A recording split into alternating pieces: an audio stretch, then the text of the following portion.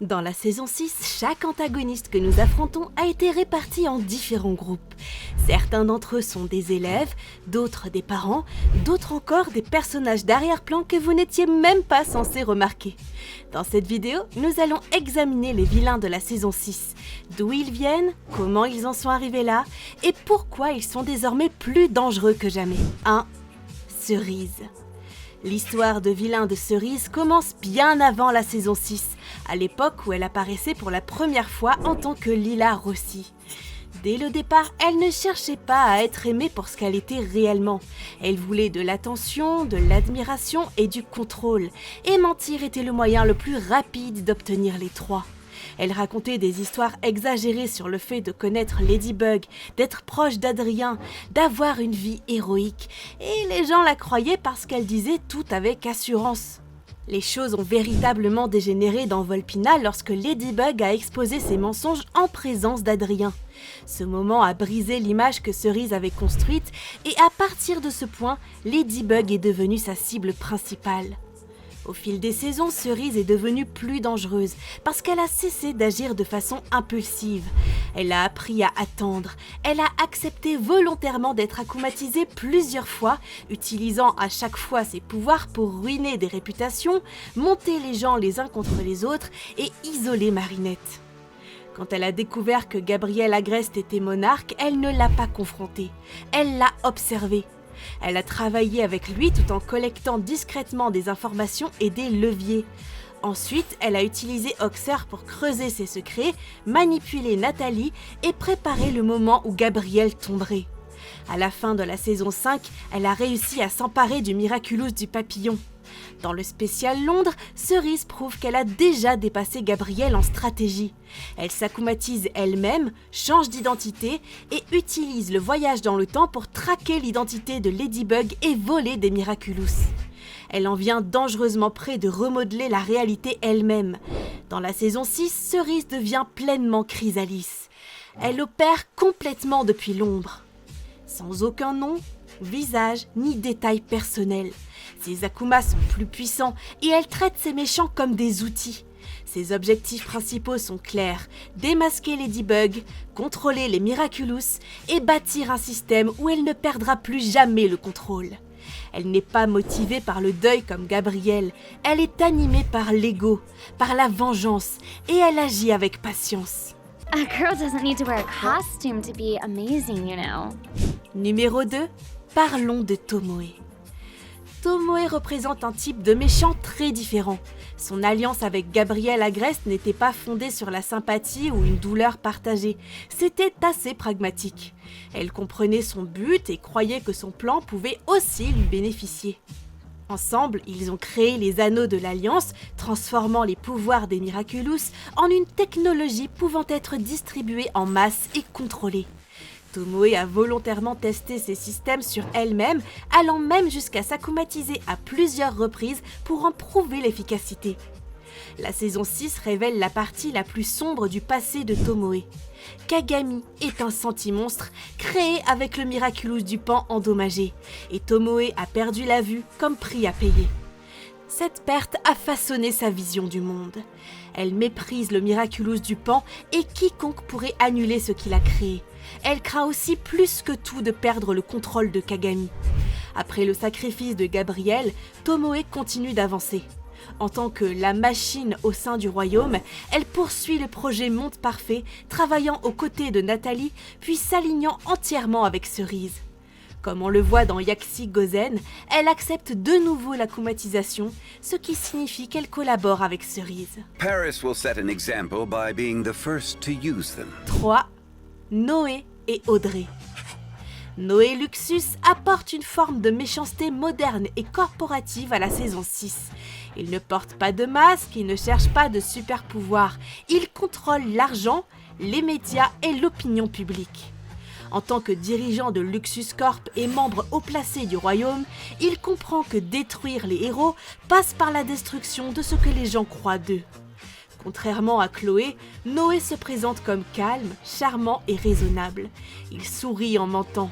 Il parle d'héritage, de responsabilité et de vérité tout en déformant ces trois notions.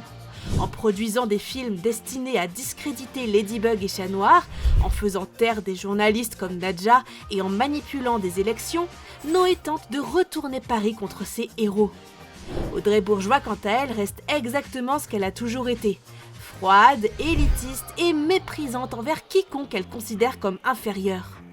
Dans la saison 6, on apprend quelque chose d'important.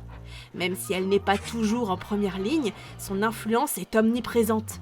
Elle soutient l'ascension de Noé, renforce la croyance bourgeoise selon laquelle la supériorité excuse la cruauté, et représente le système social qui a permis à des personnages comme Chloé de prospérer sans contrôle pendant si longtemps. Ensemble, Noé et Audrey montrent que les vilains de la saison 6 misent sur l'intelligence, l'argent et la réputation. Et dans une ville qui croit au symbole, cela peut être tout aussi dangereux. This wrapping paper is ridiculous, utterly ridiculous. You're fired. Numéro 4. Chloé. L'arc vilain de Chloé est l'un des plus longs et des plus chaotiques de Miraculous. Dès le départ, Chloé grandit en croyant que le pouvoir, l'argent et le statut la placent automatiquement au-dessus de tout le monde. Quand Chloé devient brièvement Queen Bee, elle voit l'héroïsme comme une validation. Elle veut des applaudissements, de la reconnaissance et la preuve qu'elle est spéciale. Une fois que Ladybug lui retire le Miraculous, Chloé se sent volée. À partir de ce moment, son ressentiment envers Ladybug devient personnel et elle choisit la vengeance plutôt que la rédemption à chaque fois qu'on lui en laisse l'occasion. Sa chute dans Révolution est brutale. Paris se retourne contre elle, ses alliés l'abandonnent et même ses parents cessent de la protéger. Être forcée de quitter Paris avec Audrey lui arrache enfin l'illusion d'être intouchable. Dans la saison 6, Chloé se réinvite à Londres en tant que mannequin et influenceuse. Mais le comportement de fond ne change pas. Elle cherche toujours le contrôle, l'attention et la loyauté simplement via les réseaux sociaux plutôt que la politique. Que cette nouvelle image représente une vraie évolution ou juste un autre masque reste flou, mais sa haine envers Ladybug et Paris ne disparaît jamais complètement. C'est pourquoi la possibilité de son retour et d'un nouvel alignement avec Cerise paraît très réelle. Everything in London is incredibly more incredible than in Paris. 5. Ray et le groupe de harceleurs. Ray représente une forme de méchanceté très ancrée dans le réel.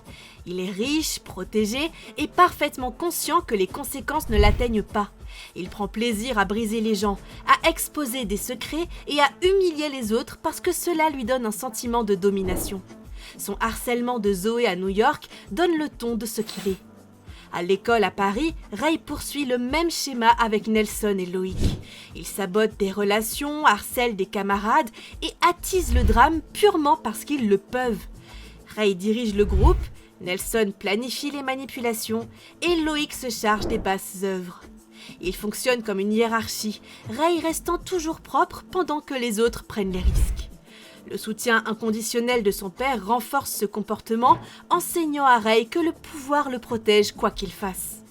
Ce qui rend Ray dangereux, c'est qu'il n'a pas besoin d'un Akuma pour faire du mal. Il sait déjà comment contrôler les narratifs, déformer les situations et pousser les gens jusqu'à leur point de rupture émotionnelle.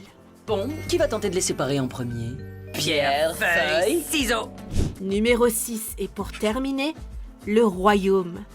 Le Royaume est le moteur discret derrière de nombreux événements des saisons 5 et 6. Contrairement aux méchants isolés, cette organisation pense à long terme. Ses membres croient que les Miraculous de la coccinelle et du chat sont des outils destinés à remodeler le monde selon leur propre vision de la perfection. Quand Gabriel s'est sacrifié dans Recréation, l'organisation ne s'est pas effondrée. Ils se sont regroupés. Nathalie a protégé Marinette en mentant sur les derniers instants de Gabriel et Tomoe s'est imposé comme la machine pour poursuivre la mission. Il semble que le royaume opère à travers des symboles et des noms de code, gardant les identités cachées et la responsabilité fragmentée. Au moment de la saison 6, le royaume reste actif, organisé et patient.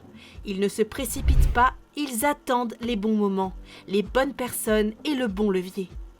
Et tant qu'ils existent, Ladybug et Chat Noir ne combattent pas seulement des vilains, ils combattent un système conçu pour leur survivre.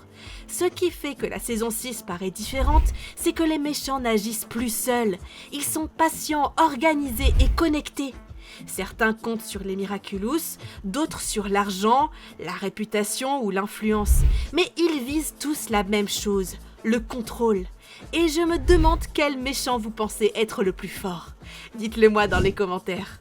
Aussi, si vous avez aimé la vidéo, n'oubliez pas de vous abonner à la chaîne si ce n'est pas encore fait, d'aimer la vidéo si elle vous a plu et de laisser un petit commentaire sur ce que vous en avez pensé. Sur ce, je vous dis à la prochaine!